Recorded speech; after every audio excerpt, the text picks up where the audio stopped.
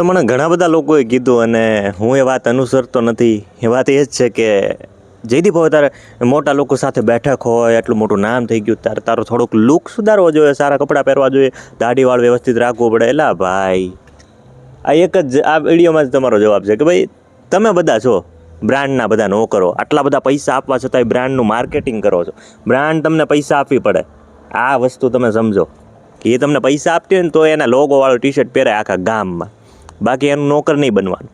હાવ સાદું રહેવાનું, સિમ્પલ રહેવાનું. અને જોજો તમે સાધુ સંત છે ને અત્યારે વધારે કોઈની પાસે જ્ઞાન હોય આખા વિશ્વનું બ્રહ્માંડનું તો સાધુ સંતો છે, છતાં એ સાદગીમાં ફરે છે. અડધા સાધુઓ નગ્ન છે, એને સ્વીકારી લીધું છે, એટલે આ દેહ છે એ એક ગાભો જ છે. તો આ વાતને ક્યારે તમે સમજશો?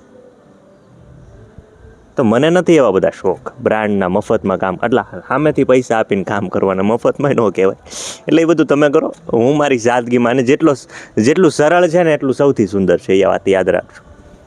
સાદગીમાં વર્તો, શ્વેત રંગને અપનાવો.